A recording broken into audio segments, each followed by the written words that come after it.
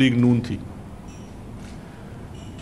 पहली डील इन्होंने खुद मुशर्रफ के साथ की, जिसके नतीजे में ये सुरूर पैलेस चले गए। वो कौम को क्यों नहीं बताते कि वो क्या डील थी, उसके तहत क्या क्या चीज़ें माफ़ हुई, किस तरह से हुदैबिया पेपर मिल का केस कंप्रोमाइज़ हो गया। उस हुदैबिया पेपर मिल में मनी लॉन्ड्रिंग हुई थी ना, उसमें कोई कागज़ छापने का काम तो नहीं था। उसमें काजी फैमिली के नाम के ऊपर पाकिस्तान में मनी लॉन्ड्रिंग हुई, जिसकी एक रिपीट ट्रांसमिशन शहबाज शरीफ और उनके खानवादे ने अपने टीटी वाले केस में दोहराई है। Exactly same modus operandi, same तरीका वारदात। तो पहला तो इन्होंने एनआरओ खुद किया, जिसके तहत ये बाहर चले गए। फरमाते रहे, इनका इंटरव्यू में उस दिन देख रहा था, उस ज़माने में नए नए बाल लगवाए थे, ये कह रहे थे कि जी हमारा बिल्कुल कोई हमारी डील नहीं हुई। और उसके बाद वो साद हरीरी का इंटरव्यू भी देख लें, जो वो कह रहा है कि जी खुद हमने इनको डील के तहत यहाँ से पाकिस्तान से बाहर लेके गए। फिर दूसरा एनआरओ 2007 में हुआ, जिसको नेशनल रिकन्सिलिएशन ऑर्डिनेंस कहते हैं। उस एनआरओ के भी बेनिफिशरी कौन हैं कि उस एनआरओ के आने के बाद पहले बेनज़ीर साहिबा वापस आई और उसके बाद नवाज शरीफ वापस आ गए। पाकिस्तान तहरीक इंसाफ की हुकूमत तो नहीं थी, हम तो स्टेक होल्डर नहीं थे। आप ही वो सियासी अशराफिया था, वो पॉलिटिकल क्लाउड था, जिन्होंने अपना पॉलिटिकल क्लाउड इस्तेमाल करके उस वक़्त के हुक्मरान के साथ, जो बाद में बाय द वे ये बड़ा ज़रूरी है हिस्ट्री के लिए कि बाद में वो पछता भी रहा था कि उसने इसी अशराफिया के साथ डील की और एनआरओ की सूरत में डील की। वो पछताता भी रहा क्योंकि इन्होंने बाज नहीं आए। वो पहले की कार्रवाइयाँ अलग थी, 2007-8 ऑनवर्ड्स जो बारी बारी इन्होंने एक एक बारी ली हुकूमत करने की, वो कार्रवाइयाँ इनकी अलग हैं। जिनमें से एक शाखसाना इस वक्त आप देख रहे हैं, जो खादमे आला पंजाब थे, जो उन्होंने खिदमत की 7-7.5 अरब रुपए की अपने ख़ानदान की, वो रेफरेंस इस वक्त लाहौर की एहतसाब अदालत में चल रहा है। अब इस स्टेटस को तोड़ने के लिए, इस पॉलिटिकल स्टेटस को तोड़ने के लिए पाकिस्तान की आवाम ने पाकिस्तान तहरीक इंसाफ को वोट दिया। वो इक़्तिदार में आए और वो ये मैंडेट लेके आए कि आप लोगों को पकड़ा जाना है, आप लोगों को एक्सपोज करना है और आप लोगों को अपना सियासी असर रसूख इन चीज़ों से बचने के लिए इस्तेमाल नहीं करने देना है।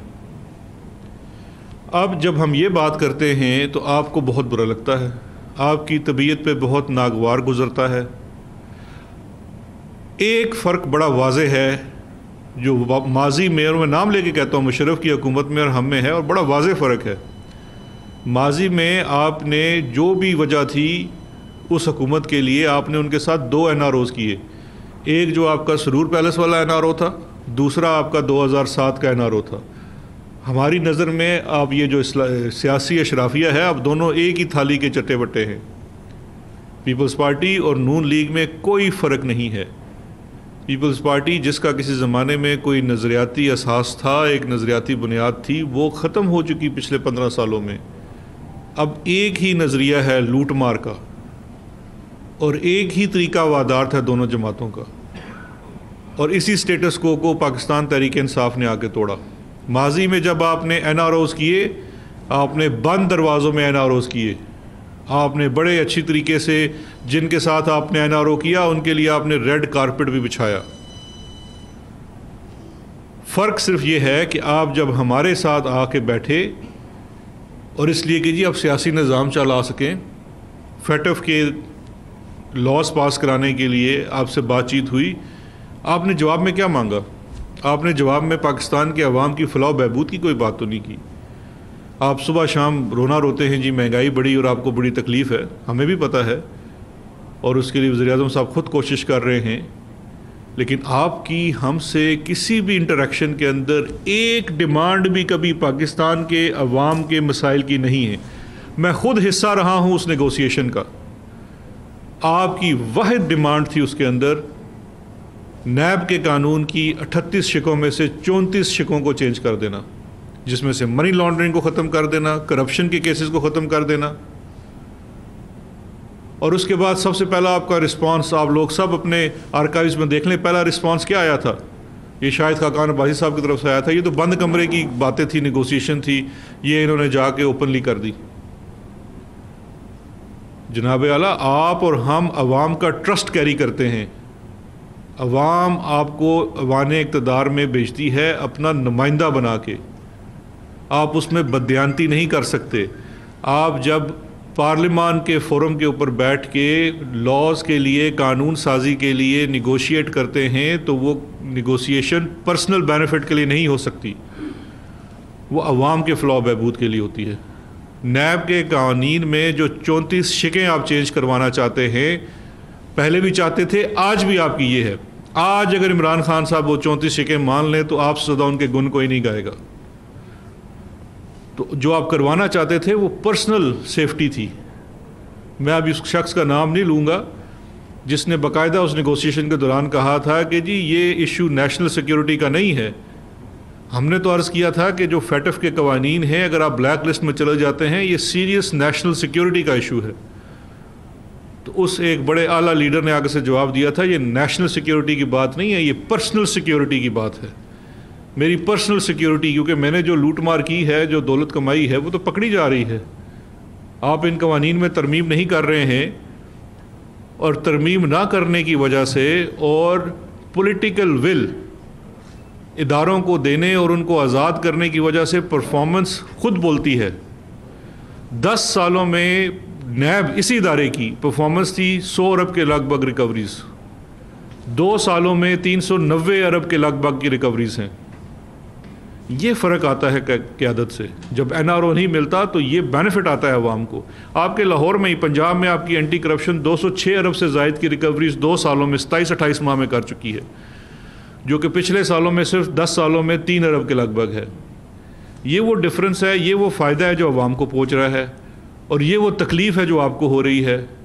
क्योंकि जिस पॉलिटिकल अशराफिया की बात कर रहे हैं, वो अशराफिया शुरू होता है तहसील लेवल से, टाउन लेवल से। आप सब इस लोग इस चीज़ के गवाह हैं कि किस किस्म के सरकारी वसाइल के ऊपर काबिज़ की होते हैं, चाहे वो किसी CNG स्टेशन की मद में है, किसी पेट्रोल स्टेशन है, कोई प्लाज़ा है, कोई सरकारी ज़मीन के ऊपर कब्ज़ा है, ज़रई ज़मीन के ऊपर कब्ज़ा है। वसाइल का बेदरेग आप जो इस्तेसाल करते हैं वो सियासी असर रसूख वाला इंसान करता है।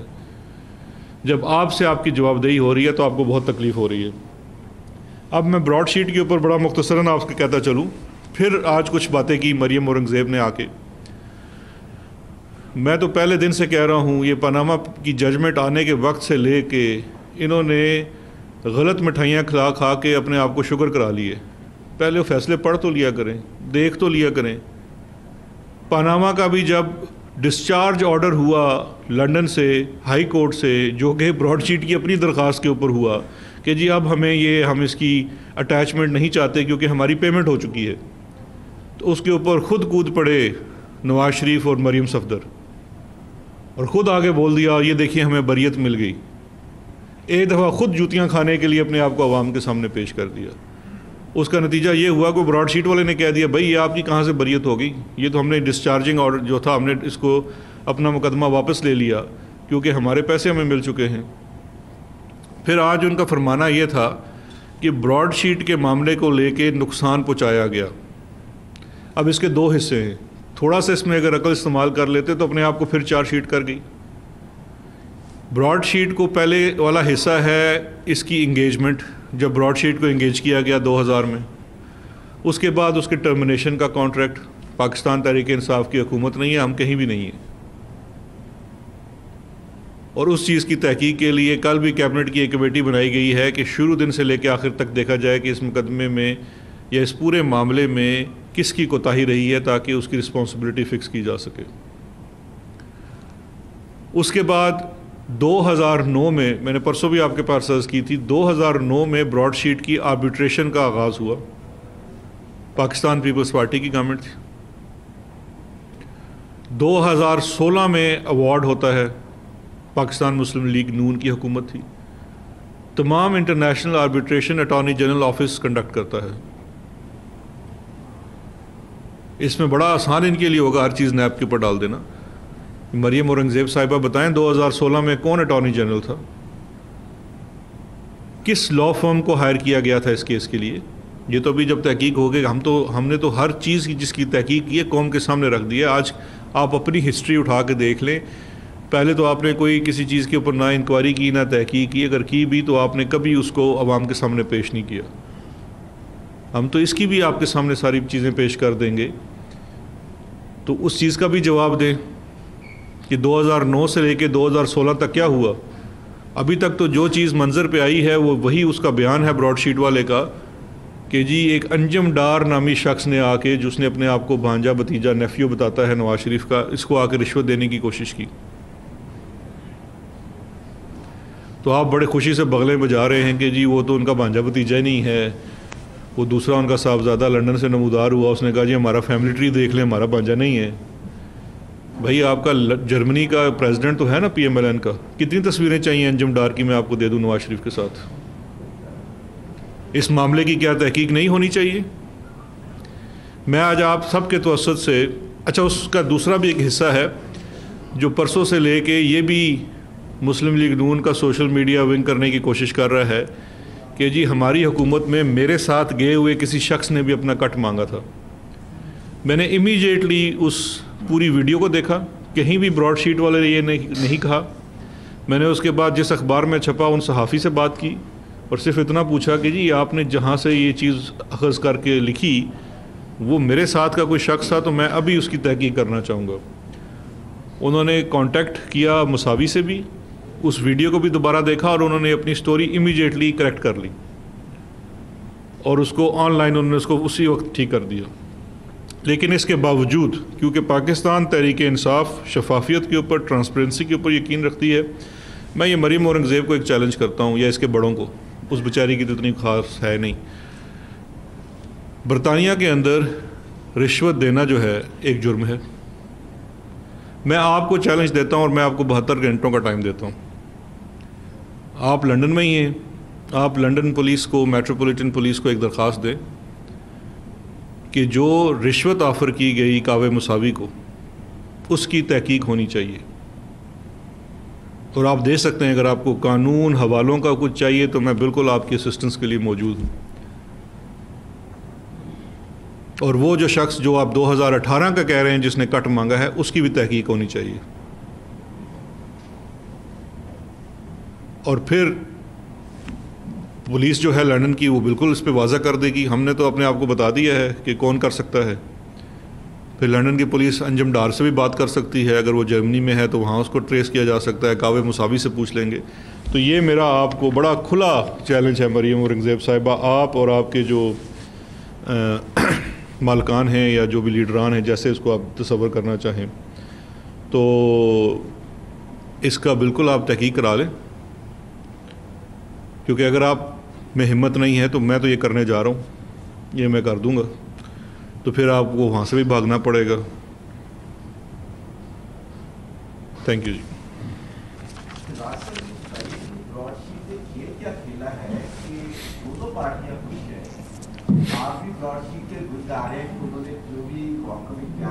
चीज़ें सामने लाए वो दुरुस्त है और मुस्लिम लीग वाले भी खुश हैं।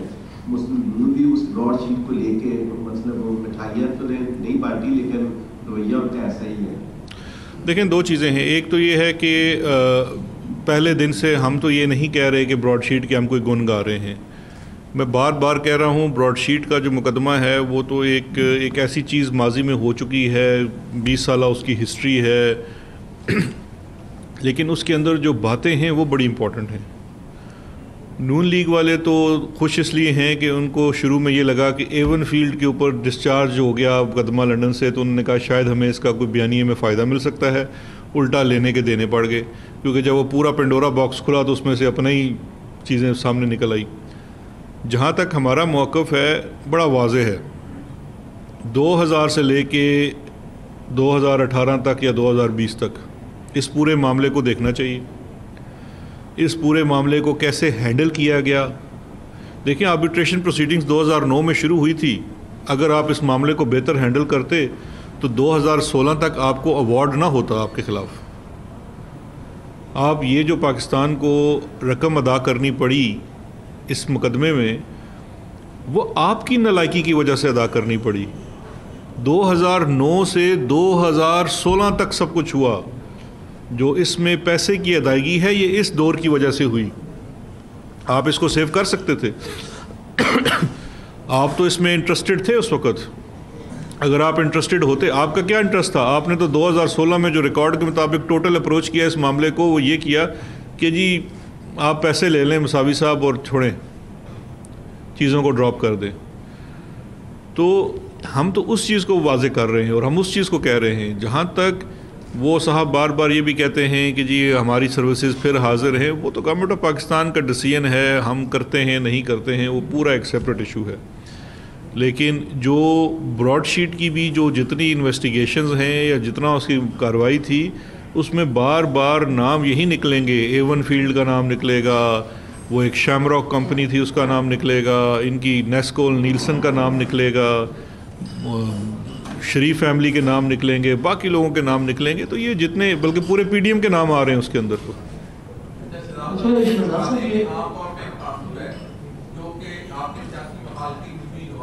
और दीगर जो आपकी सियासी मुखालिफ हैं उनकी तोहफा का रुख आपकी तरफ के होता है। तो आप ये बता दें कि वो कहते हैं कि इस वक्त उस्मान बुज़दार साहब जो हैं वो 72 हो चुके हैं और तमाम तर सिस्टम को जो पंजाब में वो शहजाद अकबर साहब देख रहे हैं और तमाम ट्रांसफर पोस्टिंग भी यही करवा रहे हैं, क्या ये सच है? नहीं, ये तो बड़ा एक फजूल सा बोंडा सा इल्ज़ाम है भाई मेरे। ये कैसे हो सकता है? वो एक इलेक्टेड चीफ मिनिस्टर हैं पंजाब के और वही सारे चीज़ों को देख रहे हैं। मेरा तो एक बड़ा मुख्तसर सा रोल है और मेरे रोल को तो इस्लामाबाद हाई कोर्ट डिफ़ाइन भी कर चुकी है। वो किसी भी SAPM और एडवाइज़र का रोल है कि आपने मुशावरत करनी है, आपने मशवरा देना है। एडवाइज़र टू प्राइम मिनिस्टर हैं, आपसे अगर वो मशवरा मांगेंगे तो जवाब में आपने मशवरा देना है, उसके अलावा तो हम कुछ भी नहीं कर सकते। तो ये बिल्कुल मैं समझता हूँ कि वो चूँकि अपोजिशन के पास कोई बयानिया है ही नहीं, तो इस वक्त इस किस्म की बातें करना या सुबह से लेकर शाम तक पॉलिटिकल विक्टिमाइजेशन का रोना इसके सिवा कोई उनके पास ना बयानिया है ना मंशूर है। शहजाद साहब क्लियर कीजिएगा, एक तो जो बात आपके हवाले से की गई है इस ब्रॉडशीट के मामले पर, इसमें एक तो चैलेंज कर रहे हैं मरियम नवाज को कि वहाँ इनके फैमिली मौजूद है, शुरू कर दी, वो लंदन में तहकीकात का, लंदन पुलिस के पास या स्कॉटलैंड के पास तहकीकात के लिए जाए। आप खुद अपनी पोजीशन क्लियर करने के लिए अपने सियासी मुखालिफिन को कह रहे हैं, आप खुद क्यों नहीं इस मामले पर स्टेप लेते? नहीं देखिए, मैं नंबर 2, आपने जो बात की, जो आप बिल्कुल दुरुस्त करते हैं कि आपकी 22 साल या 24 साल स्ट्रगल का हिस्सा है कि आपने बेनकाब करना है, और आपने 2 NROs की बात की। अब दोनों NROs को लेके प्राइम मिनिस्टर से लेकर नीचे आप तक हर बंदा बात करता है कि इन्होंने NRO लिया। आप NRO देने वालों की बात क्यों नहीं करते? जिन्होंने NRO दिया वो क्या उतने मुजरिम नहीं है जितने लेने वाले मुजरिम थे? देखिए, 2 चीज़ें हैं। एक तो चीज़ ये है कि जो पहला आपका सवाल है कि मेरे ऊपर तो एलिगेशन सियासी मुखालिफ लगा रहे हैं। उस शख्स ने तो बिल्कुल वजाहत कर दी कि मेरा तो इससे कोई नहीं था। मेरी 2 मुलाकातें हुई मुसावी से 2019 में, और दोनों मुलाकातों का मकसद बड़ा सिंपल सा था। अवार्ड आपको हो चुका था, क्वांटम भी डिसाइड हो चुका था। मैं उससे 2 दफ़ा मिला, लॉ मिनिस्टर मेरे अलावा उसको मिले, और हमने उससे मिल के यही कोशिश की कि किसी तरीक़ा से ये अवार्ड की रकम में कटौती हो जाए, कम हो जाए, और जितना कम से कम नुकसान हो सके वो किया जाए। जिस पे उसने एग्री नहीं किया। जब उसने एग्री नहीं किया तो उसके साथ कोई ज़ोर ज़बरदस्ती नहीं थी। उसमें उसने ये भी बात की कि दोबारा से ब्रॉडशीट की सर्विसेज इंगेज की जाए, उसमें हम इंटरेस्टेड नहीं थे। तो ये एक टोटल था, और इसके ऊपर कावे मसावी भी उसने इस चीज़ को दोबारा से कंफर्म किया है। बाकी इसके अलावा जितनी बातें हैं वो तो इनकी सियासी और हवाई बातें हैं। और दूसरा, आपने जो NRO देने वाली बात की, जिन्होंने NRO दिया था वो आज तो पता नहीं कहाँ हैं, दुबई बैठे हैं या किसी और मुल्क में बैठे हुए हैं। ये सारे ही बाहर हैं, आपस में आप देख लें एक दूसरे को, उन्होंने क्या करना है क्या नहीं करना है। खुद इनके 2 दौर गुजरे हैं, उसमें इन्होंने क्या किया उनके साथ? कुछ भी नहीं किया। तो ये तो सारी रिकॉर्ड की बात है।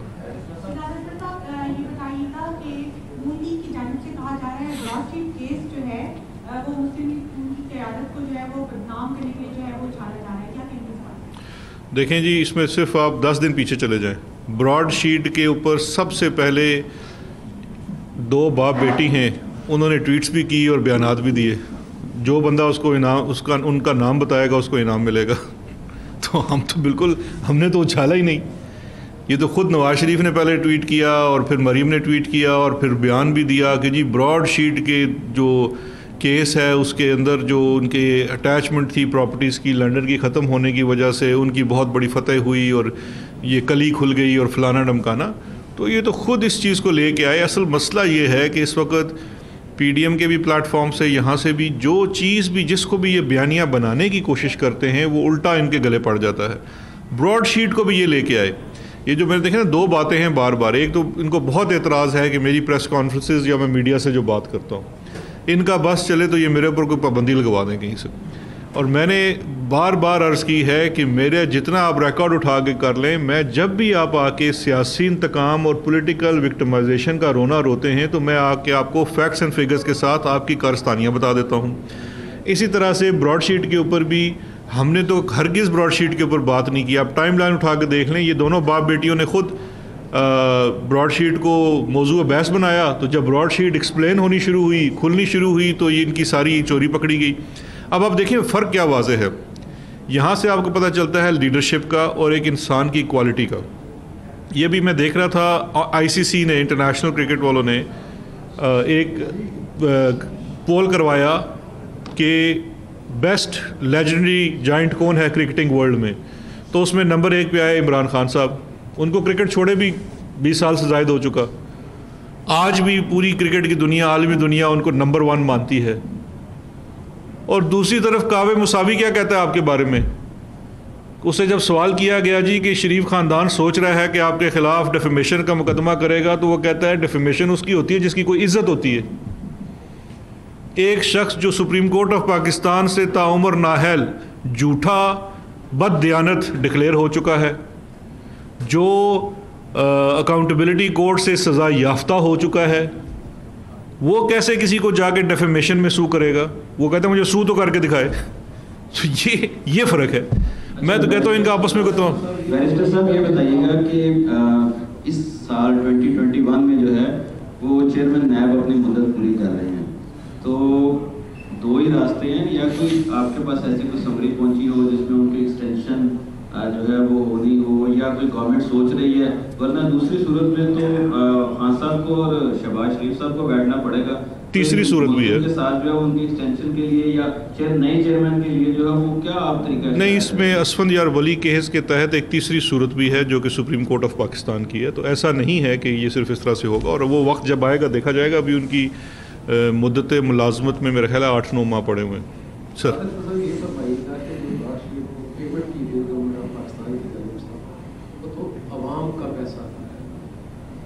तो ये किसकी ख्वाहिश पे ये ब्रॉडशीट के पास गए थे, किन के खिलाफ गए थे, और दूसरा ये पैसा उनसे रिकवर क्यों नहीं किया जाता, ये पाकिस्तानी अवाम पे क्यों ये बोझ डाला गया? देखें, 2 चीज़ें हैं। एक तो ये है कि ब्रॉडशीट का मुकदमा आपको देखना पड़ेगा। ब्रॉडशीट का इशू क्या था? सन 2000 में ब्रॉडशीट के साथ एक एग्रीमेंट होता है और उसके साथ कुछ टारगेट्स तय किए जाते हैं, और ये लिखा जाता है कि 200 लोगों के टारगेट्स हैं, इनसे जब कभी कोई रिकवरीज होंगी तो उसकी मद में से 20% उसको कट मिलेगा।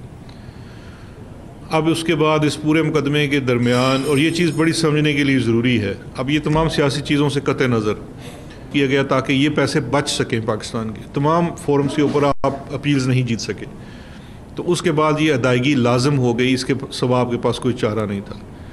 अब जो सवाल आपका आखिरी हिस्सा था कि ये पाकिस्तान के अवाम का पैसा है और यहाँ से लोगों से रिकवरी होनी चाहिए, उसके लिए ही सबसे पहले तो कैबिनेट ने एक कमेटी बनाई कि इसको एक होलिस्टिकली देख ले। फिर उसके बाद किसी के ऊपर जो रिस्पॉन्सिबिलिटी फ़िक्स की जानी है कि अगर किसी की कोताही है तो वो रिस्पॉन्सिबिलिटी फ़िक्स की जाएगी। तो उस चीज़ को देखने के लिए ऑलरेडी उन्होंने कमेटी बना दी है जो ये देखेगी कि इसकी क्या थी, वजूहत थी, और इसके ऊपर किसी के ऊपर रिस्पॉन्सिबिलिटी फ़िक्स हो सकती है। नहीं सर, क्या वजह है कि इतने महीने गुजर गए, क्योंकि साल उनको है, इनको नैब जो है दोबारा गिरफ्तार नहीं कर पा रही, तो ये NRO उनके साथ हो गया या क्या वजह, ऐसी क्या वजह है? देखें, इस सवाल का जवाब तो नैब भी बेहतर दे सकती है कि अगर तो नैब को मरियम दोबारा तफ्तीश के लिए दरकार हैं तो वो उनकी कैंसलेशन ऑफ बेल के लिए जा सकते हैं। अगर कोई नया मुकदमा है तो उसके अंदर भी उनके पास ऑप्शन मौजूद है। लेकिन ये तो नैब जो कि इन्वेस्टिगेटिंग और प्रोसिक्यूटिंग एजेंसी है उसकी चीज़ है। जहाँ तक NRO वाली बात है तो मेरा नहीं ख्याल कि कोई इस किस्म की चीज़ कि जी वो बाहर बैठी हुई हैं और उनके साथ कोई NRO है। ख्वाहिश उनकी बहुत है, डिमांड उनकी हर किसी से है, बल्कि वो मैंने देखा है उस दिन वो किसी सर्विस स्टेशन पर रुक के भी शायद वहाँ पे कोई NRO की बातें कर रही थी। बावलपुर से आते हुए। तो ये ख्वाहिश उनकी बहुत शदीद है, लेकिन बात यह है कि इस वक्त NRO देने वाला बचा कोई नहीं है उनको, ना उनके ऐसे करतूत हैं। शुक्रिया। अकबर साहब, लास्ट सवाल, आपने NRO 2007 की बात की है, सवाल मैं भी टफ कर रहा हूँ और तवक्को है कि आप भी हौसला करके इसका जवाब देंगे। 2007 में जो NRO हुआ उसमें ना सिर्फ नून लीग पीपल्स पार्टी के रहनुमा मुस्तफीद हुए, चौधरी बरार खान भी हुए, वो आपके इत्तेहादी हैं, उनका आप नाम नहीं लेते। जनरल मुशर्रफ के दौर में ये NRO हुआ और उस वक्त के DGISI जनरल इशफाक परवेज़ कियानी जो बाद में आर्मी चीफ बने, उनको तस्वीर मिली, वो इसमें ग्रंटर थे। एक दुबई में मीटिंग हुई थी जो दुबई का आपने जिक्र किया है। तो क्या कोई ऐसा माहौल आप इमरान खान को सुजेस्ट करेंगे कि 10 साल तक ये जो चोर डाकुओं ने लूटा है NRO देकर, उस वक्त के किरदारों को भी शामिल तफ्तीश किया जाए और इस तरह का कोई कमीशन बनाया जाए ताकि इस तरह के चोर डाकुओं का मुस्तकबिल में रास्ता रोका जा सके? सर, पहले तो मैं सबको ये बताऊंगा, मेरे भाई आपका नाम मैं भूल गया था, मोहसिन बिलाल साहब ने अपना YouTube चैनल शुरू किया है, तो सब लोग उसको सब्सक्राइब करें। ये बड़ा अच्छा ये एक नया मीडियम है और मैं समझता हूँ कि इससे आप नहीं वो समझ से तो हैं, लेकिन आप YouTube चैनल है ना आपका? हाँ, तो वो मैं कह रहा हूँ उसको, मैं तो आपकी मुफ्त में आपकी एडवर्टीज़मेंट कर रहा हूँ, तो उसको सब्सक्राइब करें, उसमें बड़ा मैंने सुना है उसमें बड़ा फ़ायदा होता है। दूसरा मेरे भाई, आप तो वो सवाल कर रहे हैं जो एक माशरत का सवाल है इसमें कि जी उसके ऊपर फलाने के ऊपर कार्रवाई होगी कि नहीं होगी। हम तो पहले दिन से कह रहे हैं कि ये जो पूरे NRO के सिलसिले हैं ये ख़त्म होने चाहिए। किसी भी हुकूमत के पास ये इख्तियार नहीं होना चाहिए कि लोगों को माफ़ी मिल सके। मुकदमात को अपने मंतकी अंजाम तक पहुंचना चाहिए। जिसके ऊपर केस बना है, अगर वो बेगुनाह है तो उसको अदालत से छुटना चाहिए, और अगर वो गुनहगार है तो वो अदालत पे साबित होना चाहिए। ये हम लोगों के लिए ज़रूरी है जो अवाम है, ताकि आपको पता लग सके कि ये चीज़ दुरुस्त है या नहीं है। बाकी इसके अलावा ये जितनी है ना, मेरे ख्याल है हमारी कौम को इस पूरी चीज़ से अब निकल जाना चाहिए।